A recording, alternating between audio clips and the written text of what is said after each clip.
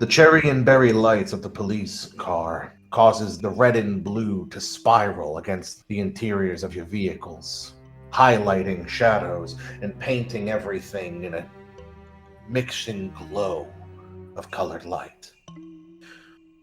The other side of the street is barren save for the one trucker who's parked in at the storage lot further behind you. And now the chain link fence wobbles as the breeze is picked up. The graffitied tarp that's covering it, the hard plastic peeling aside and wavering like a flag in the air, as you can still see the bright pink neon glow of the Tropicana forward along the road. Each of you sat respectively in your vehicles before the confrontation can hear the engine of the car still revving as it comes to a slow stop pulling alongside Samson's truck. The engine rumbling as it comes to a grinding halt. It gives a last before coming to a complete stop, alerting you to not move. With that, eyes glancing between one another as the scene recommences, it is yours. Jamie watches the scene before him, doing so quietly and kind of giving a glance over to Nero.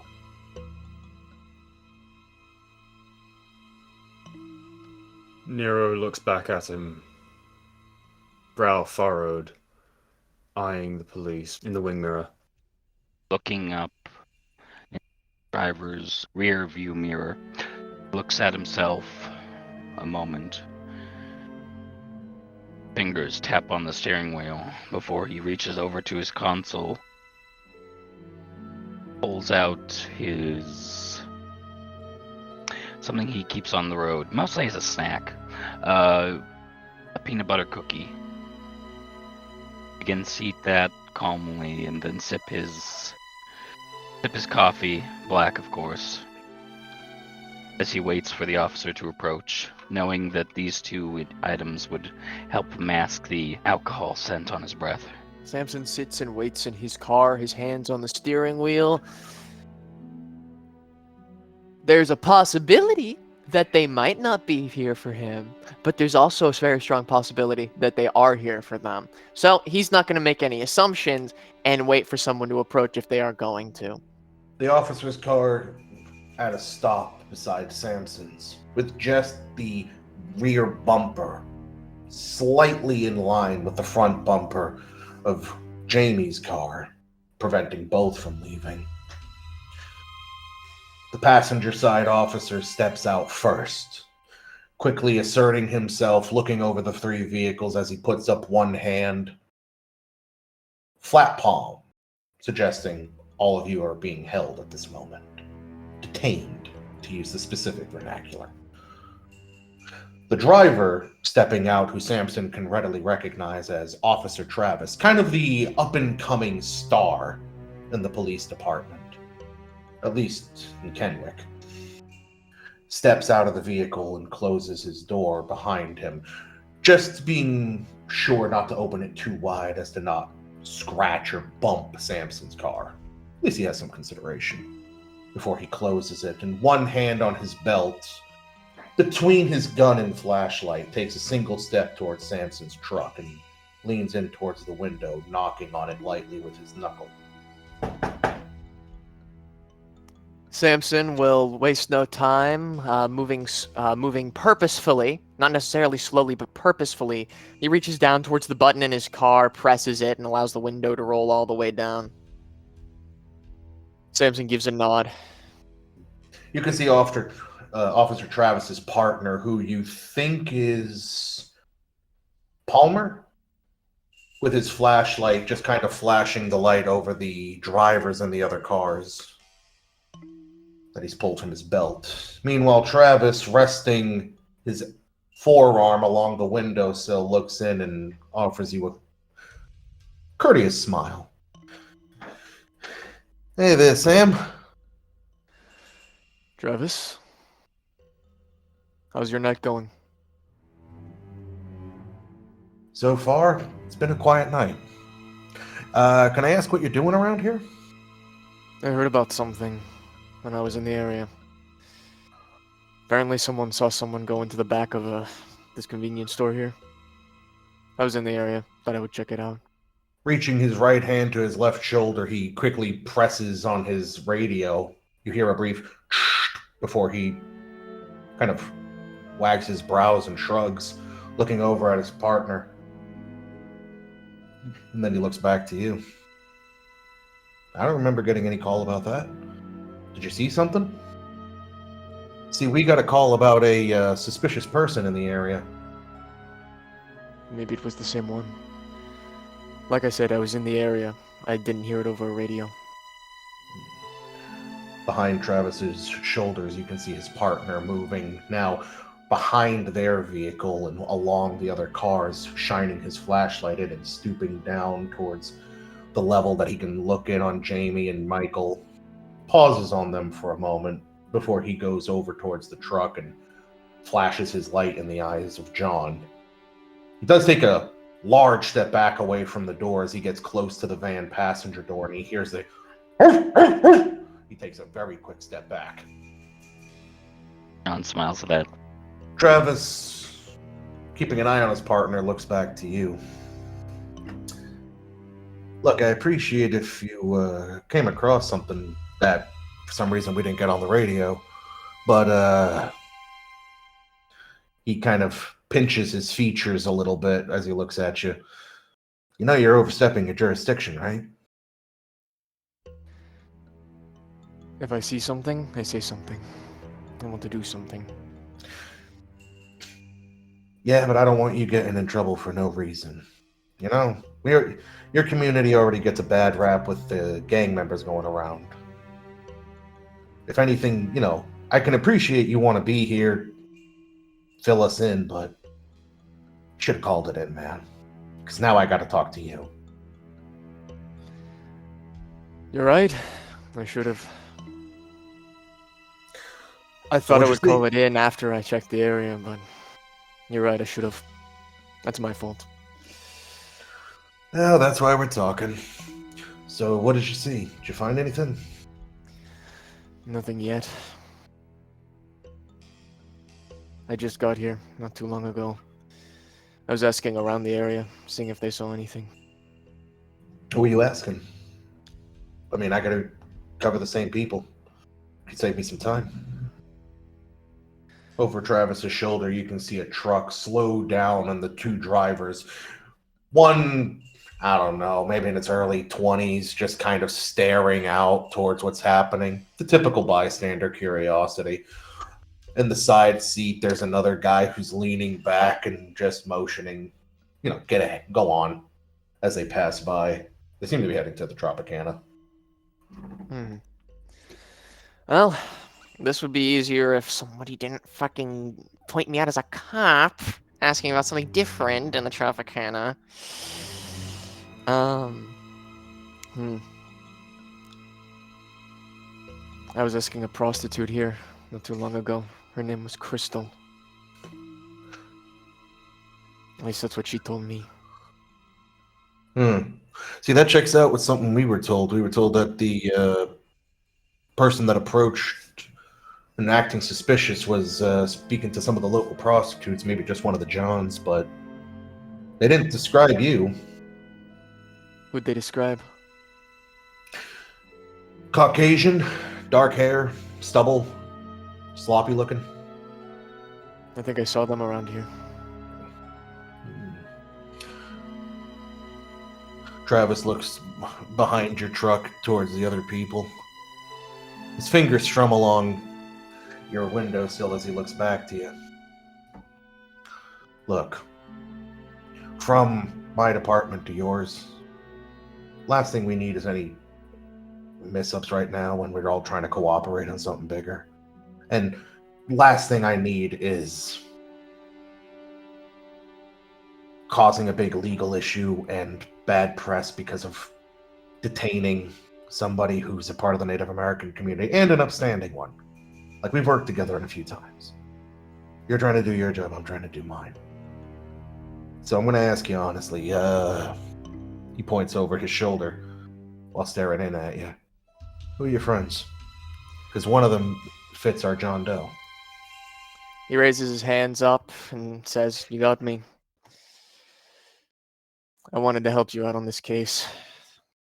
It was angering me what that madman did to his sister. I didn't want any of the credit, though. I was planning on giving you everything if I found something. They're people that help me out on the down low from time to time."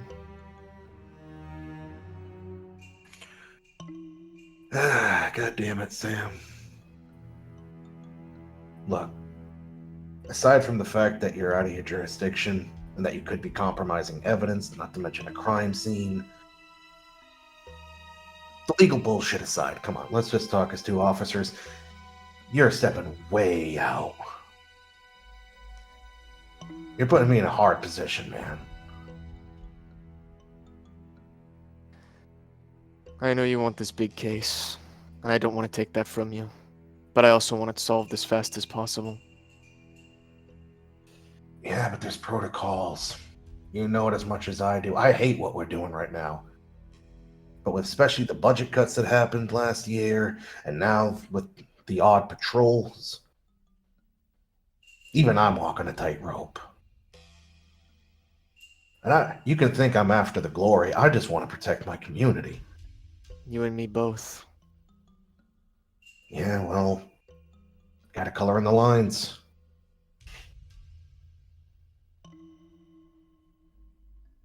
Why not take the extra help with this case? We both have a goal. We want to see this community safe. Sam, any evidence you collect no longer counts in court because it was obtained illegally because you didn't go through the right channels, man. Unless you're planning to put two in the back of this guy's head, you're kind of putting me in an impossible position right now. Meanwhile, the officer accompanying Travis besides the van as he's getting ready to walk away, the van window lowers down. The dogs continue to growl. One of them barks loudly, keeping the officer at least a couple of feet back as John leans over to ask the officer a question. Hey, man. I'm just out of town. I was just looking for a motel nearby. You mind if I smoke here while I wait? He then waves his hand over his seat towards the dogs, trying to calm them down before he's then offers. Would you like one as well? He says, already the pack of cigarettes in one hand and the lighter in the other. The officer, with a stern jaw and unshaking gaze, kind of looks in at the van and just shakes his head. No, thank you, sir. Appreciate the offer. Be free to smoke if you like. Nothing illegal about that. Just, he pats the passenger door, causing the dogs to growl again. Quickly pulling his hand back, says, just stay right here for now while we ask our questions. Inclines his head before lighting the cigarette, watching the officer's reaction. Officer looks back towards Travis, who's with Sam. Doesn't seem to have much reaction. His flashlight does go to the backs of the heads of Woodings and Michael in the other car between the two of you. You know, you're here right now. You're on the job. And you're really close to the place where it happened.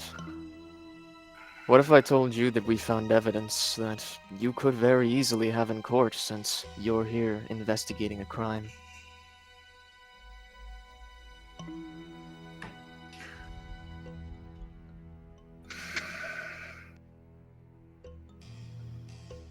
Can you really say you're winning if you compromise how you win?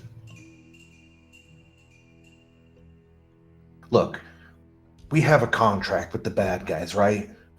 We do our job, they do their job. If we do ours better, we catch them. I'm not about to be one of the bad guys here, Sam.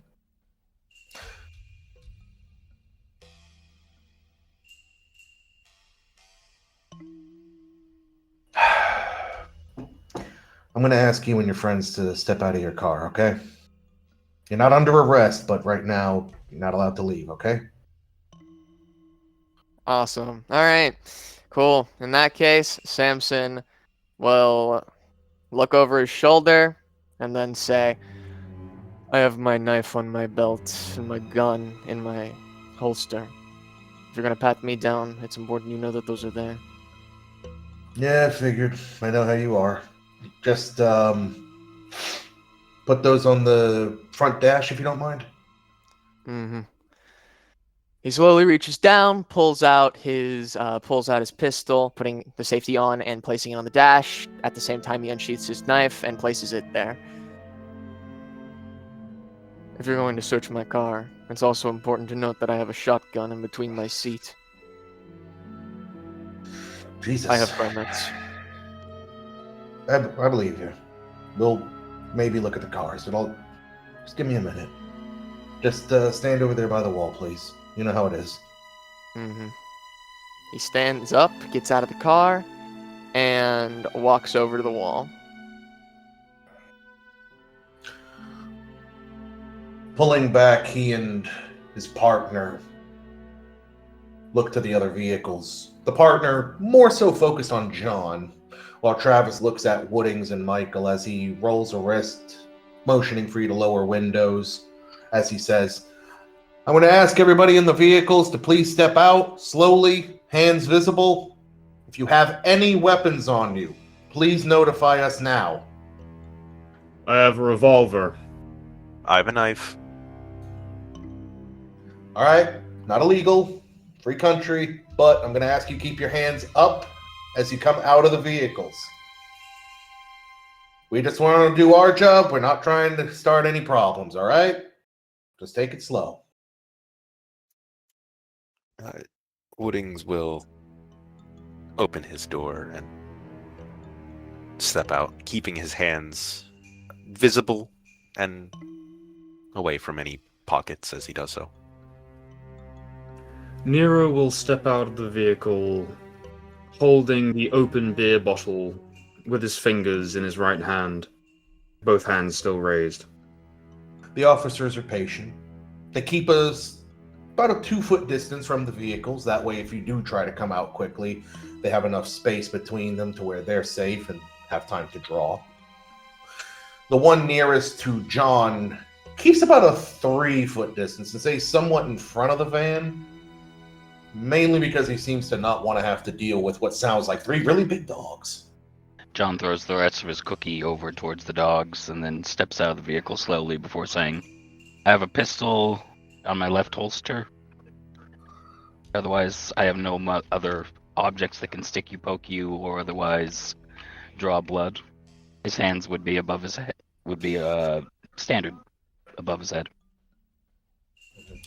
As you come out, the dogs both lurch towards the door. If not for you, they'd probably leap out. But they are not acknowledging your cookie. They are very agitated at the moment, and they growl persistently, which inside of the van just becomes this loud, booming sound. If you'd like, I can go tie the dogs up to the fence. The officer in front of your van just shakes his head. Won't be a problem for now. If it comes to that, we'll tackle that bridge when we get to it. He keeps his attention shifting between you and Michael, who's the closest to him. Meanwhile, Travis keeps his eyes between Michael, Jamie, and Samson. Once all of you get out of your vehicles and close the doors, Travis motions you towards Samson. Can you just move off to the sidewalk, please? Just off the road so that everyone's safe? Samson, as if remembering something, looks over his shoulder. Oh, I almost forgot to mention. In the back seat is feathers and bones. I was out hunting earlier. There's stuff for... He gestures openly as if saying, you know. He gives a nod at that and says, Hell, I've seen you come into town with antlers and shit to sell. That ain't nothing illegal. Hell, you probably have more permits and rights to hunt than I do. Jamie moves over to closer to Samson. You gonna search the cars, officer? Maybe. First, we just want to ask some questions, okay? As of right now, you're detained, not under arrest. We just have some questions and want to understand what's going on. Because we got a call about suspicious activity, and we have bigger problems than somebody who got cold feet approaching a prostitute, okay? Michael tries his best to look away sheepishly. As you all get off towards the sidewalk, the officers come standing relatively close to each other, maybe about an arm's length apart from one another. Leaning forward, they murmur to each other briefly. Travis shaking his head. The older officer leaning in and saying something a bit more sternly before Travis shrugs his shoulders. And looking over, he says, "All right, so we have a slight problem here. Now, if any of you happen to be private investigators, concerned citizens, please let us know now and show us your identification. We already know Samson. He works in this area. We've dealt with him before. But he has informed us that you have been conducting what does equate to an illegal investigation. After that, if everyone's calm, we can understand each other, we will ask you to go with us to the crime scene just to show where you were so that we can take account for any changes that may have taken place on the crime scene. We don't want someone getting through the net just because something got touched." Yeah, I'm mostly just a concerned citizen. Yeah, me too. John shakes his head before he replies again. I was just asking for directions to a motel. Fair enough. Not going to deny that.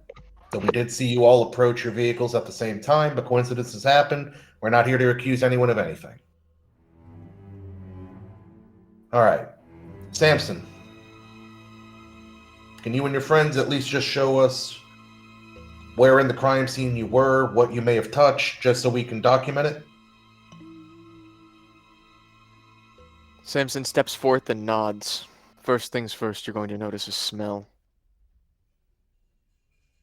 My buddy kicked over something, but it wasn't over anything important.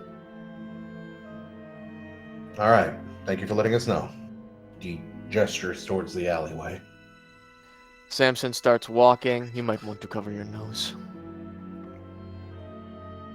Well, I've done dead bodies. I'm sure I can take it. The other officer is already scrunching his face up like, And so Samson's gonna walk him around the alley. So here we are. Here's where we started. He walked in here not too long ago. It was me and the young one. The other one, the man that you saw, talking to the prostitutes, was asking them questions about what they've seen and heard here. He's the one who spilled the juice. He gestures to the pool of brine on top of the concrete, and he decided he would not be of much help to us here. Travis does, in true fashion, have a scrunched up face from the smell. The older officer seems completely unfazed by it. But Travis does point to the area that you're standing in, like, so where here were you guys moving around, just so we know for documentation. The other officer takes a couple of steps off to the side, just keeping his eyes on, almost crossing vision to see the alley. There, we walked over to that fence there, right next to that. We were all over the place, but we didn't touch anything unless we saw something. All right. Perception alertness, all of you. John dropping his cigarette and staring down at it, snuffing it out under his boot as he catches a bad whiff of the brine that's still shifting in the puddles in the alley, doesn't notice, as everyone else sees. In the shadows that cross from the officers to you, you can see them on their belts pulling their guns and slowly lifting them. This is about to get ugly. John, perhaps something was in the coffee earlier. Perhaps the cookie was bad. Either way, the smell mixed with his upset stomach causes him to lurch forward as if he's about to spew his guts, causing him to turn his eyes to the ground, unable to see what's going on. Meanwhile, the rest of you, initiative. Seems the officers are about to try to put bullets in your backs. So, Michael, what are you doing? The nearest one is 4 paces from me, right? Mm-hmm. And John was spewing his guts up behind me. Yep. Amidst the minor chaos that John is causing, Michael's going to try to whirl round and throw his beer bottle from his hand at the cop behind him. Almost in a guise of, I'm checking after John. Mm-hmm. Strength athletics. Whirling around, you pitch the beer bottle towards the officer, striking him just on his right shoulder as he's lifting the gun. He accidentally pulls the trigger, firing a shot into the ground as he yells, "Damn it!" Immediately, Travis, no longer acting coy, lifts his weapon, aiming it towards Michael. Jamie, what are you doing? First, I am combat novice. Woo! Yeah, that's right. Roll your willpower. Swallowing hard, you feel the urge to run, but instead you stare at the scene that's happening before you and realize, fuck! You're gonna have to fight cops! You're narrowly able to keep your cool, but man, you are not happy in this situation.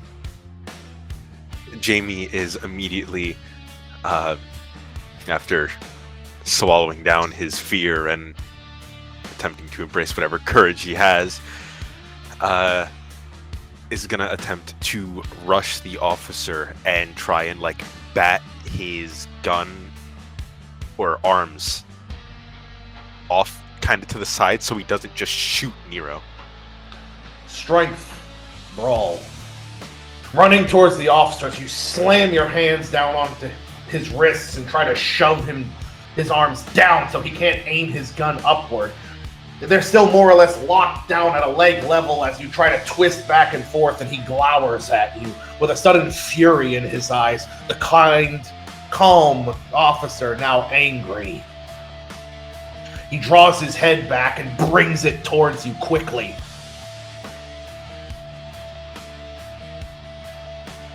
Reaction? Attempt to move out of the way while still grappling for that gun. Dex athletics. Pushing your head underneath his chin, he doesn't have the chance to hit you, as instead you press against him, grappling for the gun. One hand wrapped around the barrel, the other on his wrists. He starts grunting against you, angry. Yeah, son of a... Palmer! Palmer, lifting his gun, twists upwards towards John, trying to get a single shot off on the more concerning of the bunch, who doesn't seem to be paying attention. John, you can make a wits and athletics due to the fact that a gunshot went off. Everything has happened for you to know something's going on. But it's going to be at difficulty 8 because, frankly, your back is to him and you were just completely caught off guard. I'd like to do that. Diving to the side and trying to fall into a roll, you catch a bullet that scrapes your arm, grazing the flesh as it leaves a burn trail and a slight bleeding wound along the side as you roll through the muck on the ground as the bullet whizzes into one of the nearby posts. Samson, your turn. All right, so they're both distracted on them. Yup. All right, I'm. How long's the alleyway after the alleyway I'm diving into? How long is that? They're about the same length going from all directions. All right, how long do you think it would take for me to move around that side, get back to my car, grab my pistol, and just actually, I might go into the back. I might go in the back of my truck and grab my rifle. Notice how I didn't tell them about that one. There's the thing. You were talking about the length of an alley that to cross it would be about 17 parked trucks. Oh my god. Yeah, I am making that soon. Yeah, not to mention then you have to go round the corner onto the sidewalk, down the sidewalk, round the corner, and then to your truck. Yeah, no, that ain't happening, Chief. So before I take my full move, they're distracting everyone. How long? I'm not too deep into the alley. Actually, am I too deep in the alley? You're more or less in the middle. In the middle. All right. So, would you say that I could? There's a chance that, or a pretty good chance, I could run past them without getting shot, and get back to my car then. While risky, it's possible.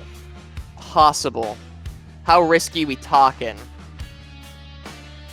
One thing goes wrong, you get a bullet in the back.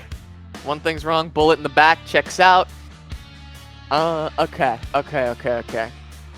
And then down the alleyway where I would jump down, is there anything I could use as like an improvised melee weapon that I could use to like fucking somebody over the head with? Well, if you recall, technically, you could pick up the trash can that was knocked over and bonk someone with that, or try to grab some of the construction stuff in the back of the truck that was around the corner. So, how far was that truck? 2x4. If you go around the corner, which you already did, you jumped back behind there. Right, okay. All you have to do is reach into the back of the truck, grab like a 2x4 or something. Do they have any like tools out there? I'm guessing no, but still worth checking. Nah, they're not it's a fairly high crime area. No one's leaving their tools out. Yeah, thought so. Just wanted to check just in case. 2x4 ain't gonna do much. That's like a fucking... It's literally a plank. The trash can would be really funny to throw over someone's head, then like smack them around when it's on them. Travis is a bit too bulky for that. Tragic. So the trash can's not that big. No, it's a standard trash can. It's just if you look at Travis, he's a bulky guy. Not to mention being 6'4". Yeah, okay. And he's the one most in my way, I'm guessing? He's the closest to you. The other one is on the other side of the alley. Any rusted like metal I could use that would maybe make a better tool? A better weapon? On the inside of the fence. You'd have to be able to reach into the fence like you did when you grabbed the bullet casing, grab a chunk of the rusted off metal from the car, twist it free, and then you could probably even use it as a stabbing implement. Yeah, I like that idea a lot better than grabbing a fucking 2x4. So I'm gonna do that, because if I was able to do this before, I can do it again. And both of my enemies are distracted right now, so we're grabbing that. Strength and athletics, because you're just grabbing a chunk of rusted metal and trying to pry it free. Dropping onto your stomach, you shove your arm underneath the fence, grasping at what used to be the step guard of the old clunker from the 60s, hooking your fingers around the rusted metal. You twist and break some of it free, pulling and tugging as you genuinely just draw as it bends and twists until it snaps free from where it connects to the tire hub, giving you about an arm-length piece of rusted metal with a sharp point at the tip. John, what are you doing? You just nearly got shot and, well, it's fucking hurting. You have one lethal, by the way. Okay, I'm going to pull out the flare gun and I'm going to shoot it at the attacker that Yeet has. I'm going to try to distract him to draw by Samson more time as I duck behind my vehicle and try to, like, move around it to the other side. Common sense. You're in the middle of the alley, as I showed. showed. Fuck me. You'd have to run all the way back to the sidewalk just to get to your vehicle. Okay, let me. So I'm gonna take the shot at Yeet's attacker. Can I then run over to where that trash can is over there on the top right side, and try to use that as cover? Common sense, because you are an army vet, bullets would go through that like Swiss cheese. If anything, you'd be better going to the left, around the left corner of the alley, and going behind, like, the front axle of the truck that's parked there. Okay, I'll try that. All right, in which case, dex and firearms. The flare fires out, illuminating the entire alley in a bright red glow as it goes just beside Travis's head, missing him entirely as he grapples with Jamie. Twisting yourself up onto your feet and turning round as your jacket drips with the foul sludge that was in the alley, you sprint in the direction of the truck to get cover. Dex Athletics. Running to the truck, you leap over the fallen trash can and dive once again in behind the front axle and the engine block of the truck, giving yourself ample cover as you press your back against it for an instant and assess your situation. Now you can roll initiative. Whereas, Michael, what are you doing?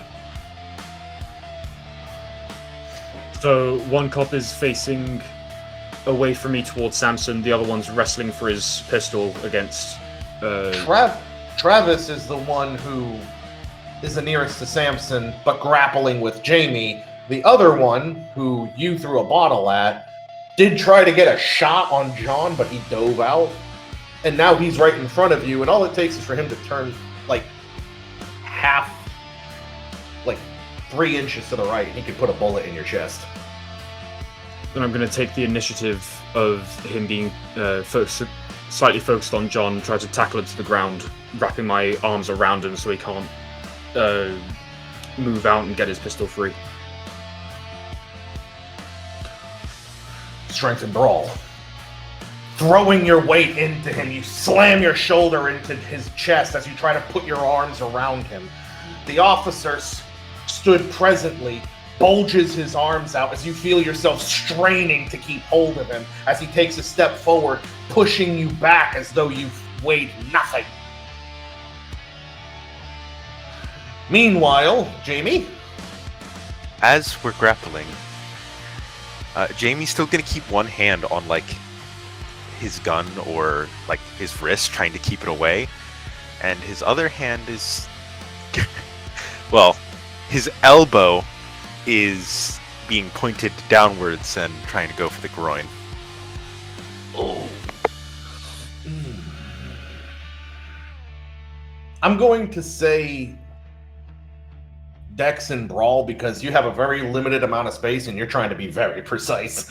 As you grapple with the officer in a tug of war as he tries to twist his gun free from you, you use the space and the opening between his arms as he tries fighting with you to maneuver your elbow between your bodies and pitch it straight downward into his crotch region. You feel it make contact with his lower gut and just where about his dick should be. And to your credit, you do hear him go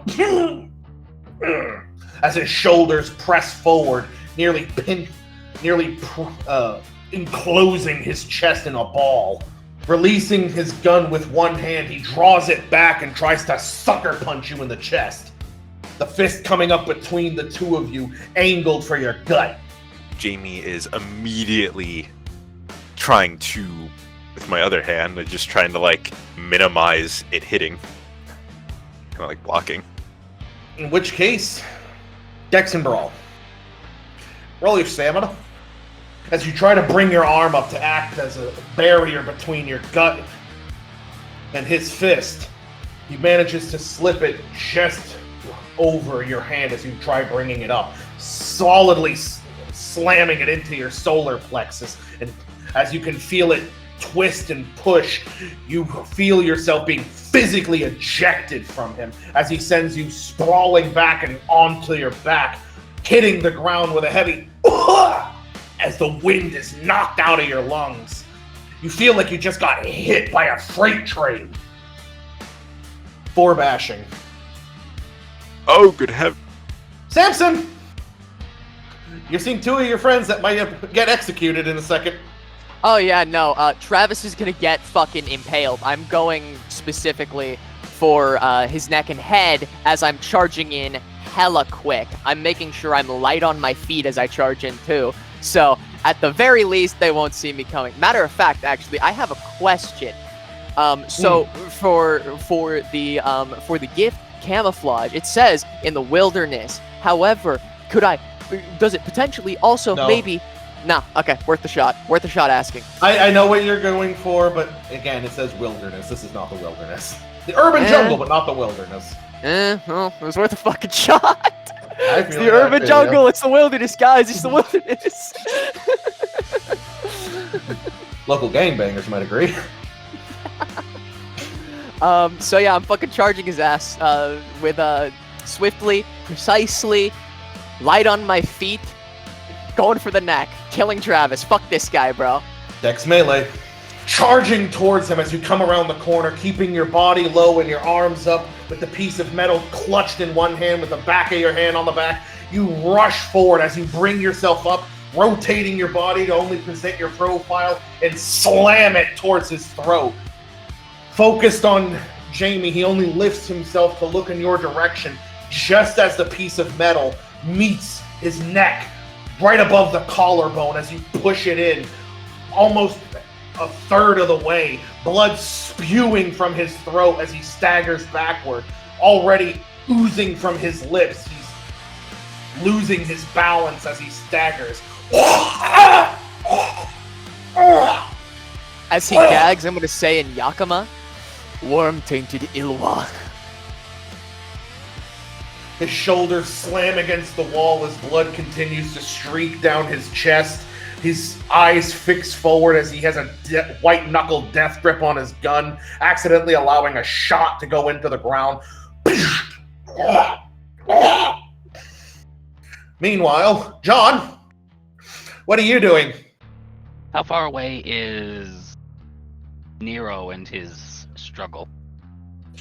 They're the closest to you. The only thing separating you, other than the truck, would be the fence between the two of them, which is at a corner. So you technically have two fences. Okay. Are they struggling between the gun, I assume?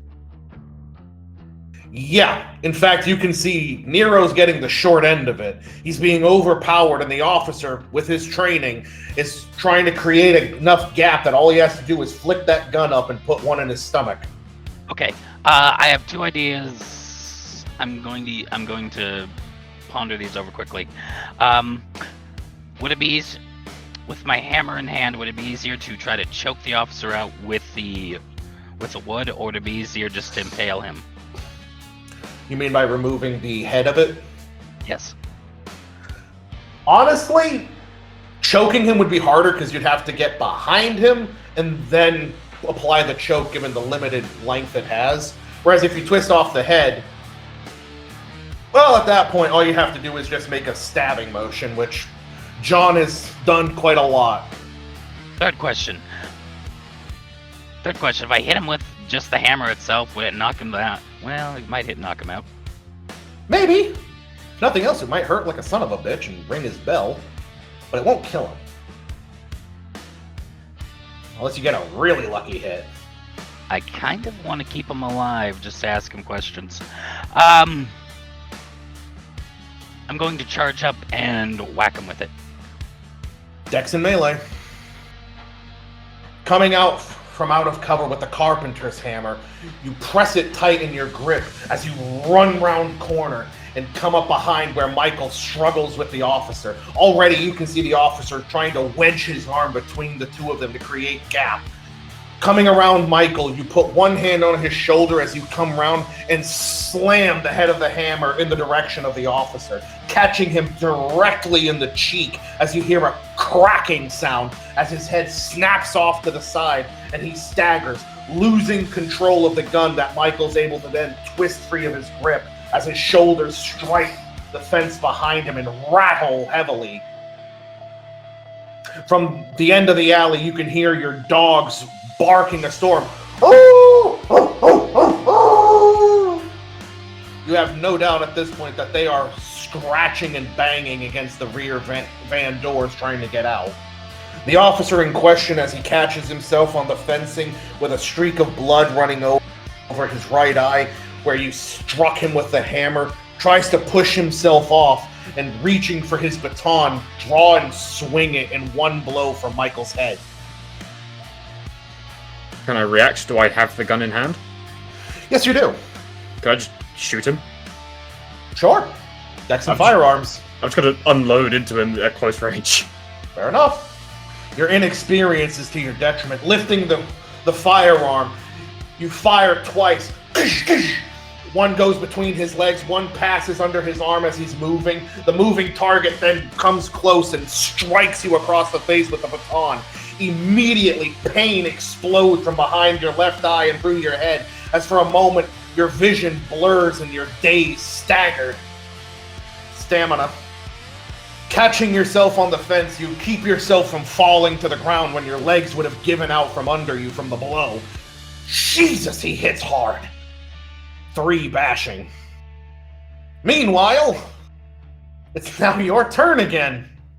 Sorry, am I still holding the gun? Yeah? I'm gonna keep trying to shoot him.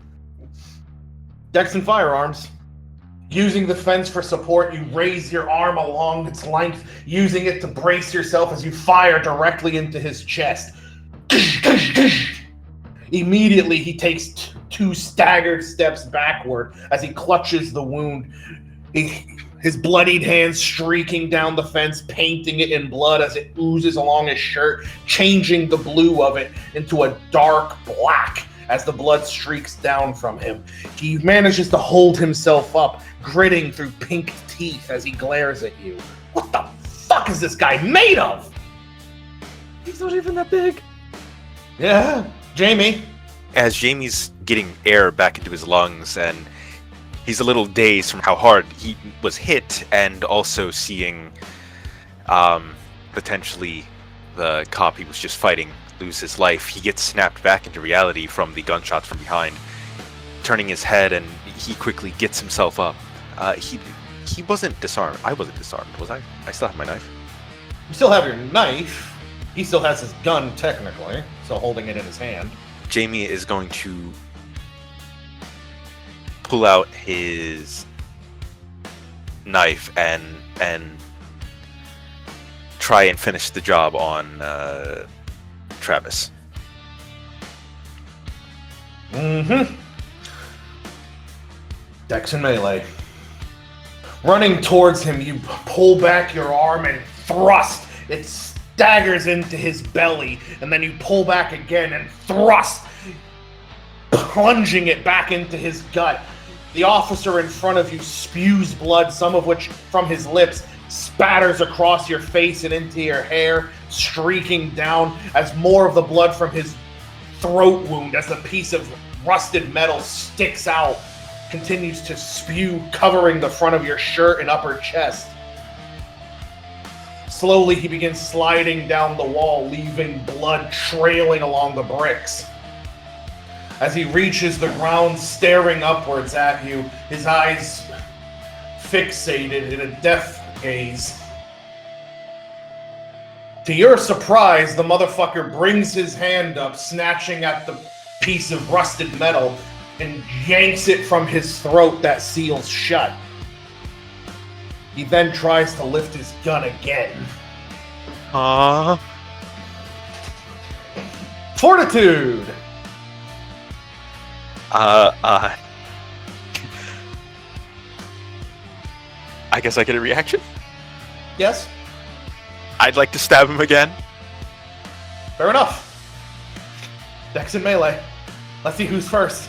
Throwing your body against him, slamming his arm against his body. The gun goes off over his shoulder as you feel your hand slam against his chest. The heavy, meaty smack punctuated by the warm, hot wetness that covers your fingers as you manage to plant your knife in his heart. And you hear the final "Ugh!" as he goes limp. Samson. One dead, one more to go, right? Yeah. Luckily, the other one's on unsteady footing, but the fact that he's even alive is just, fuck me, that's not natural. Yeah, I'm shoving my rusted metal through his head. Strength and melee. Now that Travis's grip on it has come free, you twist round with the momentum pulling up the rusted rebar as you turn and aim it towards the other cop behind you where you heard him. just as he spews blood from between his teeth, as he takes a single determined step forward, you manage to puncture it right where the hammer wound had struck the side of his head, crushing in the side of his skull as rusted metal meets gray matter.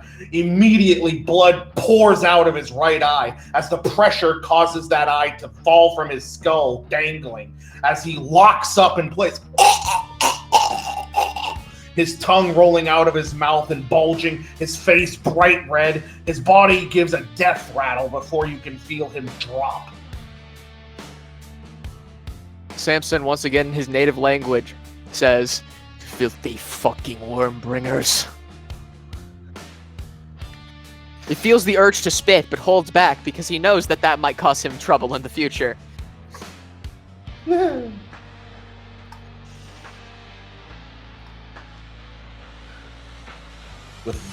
As the officer falls dead and blood streaks into the ground, interweaving between the broken cobbles and cement, the cherries and berries still illuminating the front of the alley when you walk down with them at your back. And in the distance, you can hear the thud of music from the Tropicana. The whole area seems to have an unnatural quiet now. Samson immediately starts looking around, seeing that both of them are dead. Clean everything you touched. Make sure we leave no fingerprints, and no blood, and no hair. And do it fast. We take their guns. John nods before saying, "We're gonna leave them where they fell. We're gonna dispose of them." Looking at bodies, does it this potentially be like gang violence? Fucking brutal gang violence, but yeah. Also, Jamie, roll your stamina so that, considering you and your fear of the situation and the fact that you just killed a human being, don't throw up or have a panic attack. Bracing your hand against the fence line, staring at the dead man before you, whose eyes have become lifeless, and already you can see a blue tinge entering his lip as his blood is covering your face. It's in your hair, on your shirt. All you can smell is blood, soon compounded by the stink of death as the men evacuate their bowels. You vomit.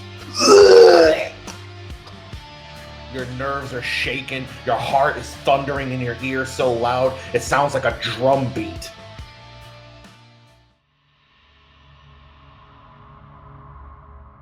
We gotta clean that up too. Right. Out of character, Nylan. If the Native American street gang were to kill two cops, would they scalp them? They'd have to really fucking hate them, but they're not above it. Okay, so they wouldn't do that normally, then. Only if they really hated them. It would be like a personal grudge, like you wrongfully arrested one of our leaders. Has there been Or, any you know- wrongful arrests recently? Off the top of your head, you're not sure. Like, you can make a wits and alertness. Sure, I'll do that. Thinking back over the recent arrests, you're not entirely sure. The most recent one that comes to mind involved some members of the Hells Angels that were in town. There was a slight conflict between them and some of the Native Americans that led to one arrest, but it was a nobody. Okay. In that case, I'm not scalping these guys. Not that I really wanted to do that anyway. But we're clearly in the Native American gang's territory. They were checking for my fucking tattoos. So I'm not gonna fuck with them. I'm just gonna leave the bodies there. After all, they're very brutal. It's very possible.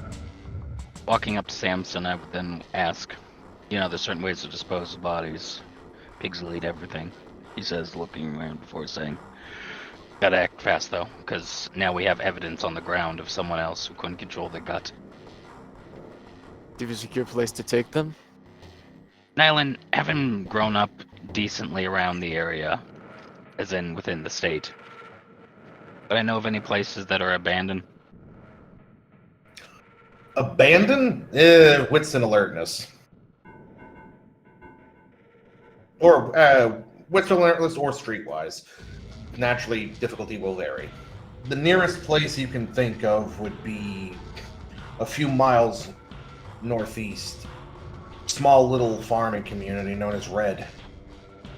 Goes along Snake River. A few miles out, there's a old farming community called Little Red. I think we can hide them. I think we could hide the bodies there. Dispose of them. Samson thinks for a moment and then looks down. No, we leave them here. Should we take their phones? They might have information on who owns them. Take their phones. Don't touch anything else unnecessary. Good thing I'm wearing gloves. And after that, he's gonna go taking his murder weapon, and he's throwing that. He's looking left and right before he exits the alleyway with it. Any people on the street? I'm guessing no, considering firefight, but still worth checking. Looking down to the way you came from Kenwick, not a single soul. The street is barren save for the orange glow of the lights on the sidewalk, highlighting the cracks and the black shadows where buildings overhang. There does seem to be a car coming around a corner, but it's about 2 blocks down, and you don't see the headlights after a second. To the left, you can hear voices off in the far distance, but nobody even close enough by that would be able to notice. Hell, even the building beside you is completely black. Temporarily, the gunshots might have scared off much of anyone, at least on this street. In that case, I'm going to swiftly move over to the car, open up the back door, wrap it in a towel I have at the base of each chair, and toss it in the back so it doesn't get my car dirty with blood and rust. Well, too much rust anyway. I'm gonna do the same with any of the murder weapons I can find. I think we'll toss them in the Columbia River once we wipe them down. Everything except my hammer, of course. Would we actually need to clean up the vomit? It's DNA evidence. Cool. I'm gonna look around for something to clean it up with. If I was to... Okay, would burning it destroy the DNA? Yes and no. Would it destroy it? Yes. Number 1, how are you going to make vomit burn? Number 2, even if you did, you're leaving a big black splotch that says something was here. Meanwhile, Nero, the best thing you can find for scraping it away would be the lid to the trash can. That's the most readily apparent thing. Unless you feel like just using your bare hands. Yeah, no. Yep. I'll get maybe a couple trash can lids. Try scooping it up and... Damn, what do I do with it after? I do have dogs for a reason. I guess that's the plan. Nero will take some trash can lids, scoop what he can, scoop as much as he can up. If there are any clothes or clods in the bins, he'll try to use those to soak up the residual vomit on the street that may soak into the asphalt, and toss what he can into John's dog's domicile. This entire time, Jamie has kind of taken a step back. He managed to pull his knife free, but he is shaking like no other. He's shaking, he's breathing heavily, he can't seem to control himself. He's nearly frozen in time. And occasionally he can't stop himself from retching and nearly throwing up again. John's gonna walk up beside him and pat him on the shoulder and say, "Things weren't human. Hold it in. Talk about it later."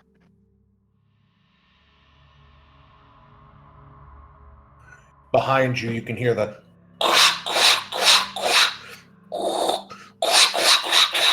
of Michael using the trash bin lids, trying to scrape up as much of the vomit as he possibly can, using what looks like an old pair of pantyhose to soak up the residual every now and then, furiously dabbing at the ground. He doesn't seem to say anything in response. Just kind of... still paused, but slowly standing up. He doesn't seem to know what to do with himself right now. Jamie, John, what's alertness? Your focus is on Jamie. Admit it, thinking of it, you've seen this before. Call it shell shock, call it, first time you kill a man, no matter what it is, you've seen it enough times. Best remedy that you know for shock? Sugar. Tends to snap people out of it.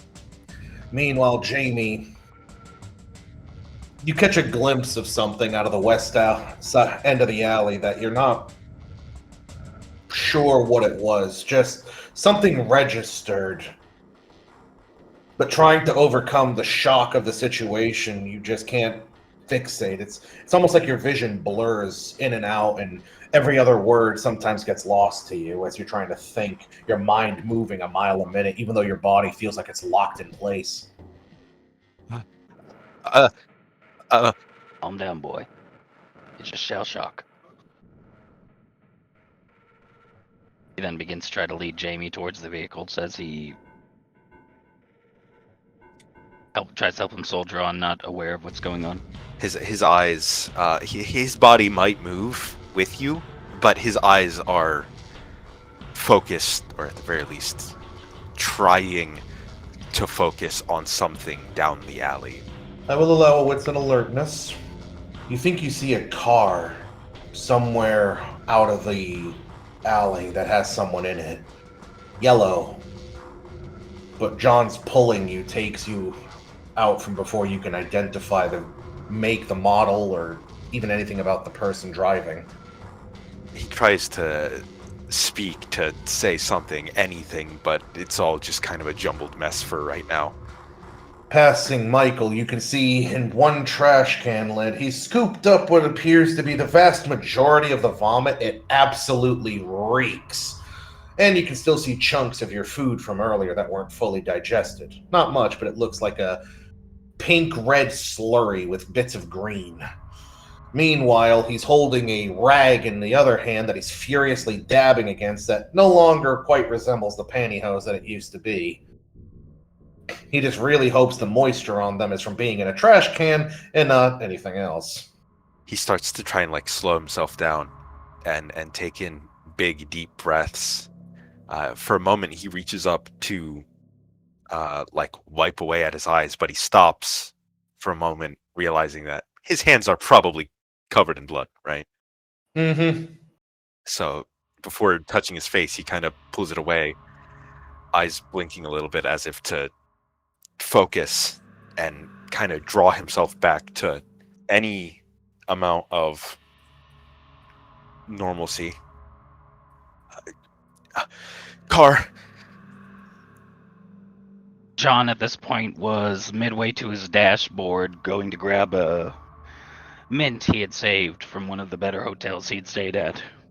It's only at the mention of a car, his eyes narrow, and he looks around quickly. If that was near enough for Nero to hear, he'd perk up as well, look around. Perception alertness. Looking around, you don't catch anything, except for... Fuck! About maybe 5 blocks away, coming from the direction of more or less the downtown area of Pasco and the bridge that you need to go back into Kenwick towards Groovy Records, you can see cherries and berries lighting up the area coming towards you. Nero, you think you see... You blink a couple of times. At the end of the alley, it looks like on the other side of the chain link fence, coming down the alley from the east side, shadows of people coming down. Fuck! Go! Everyone inside the vehicles! Let's go! And with that, intermission.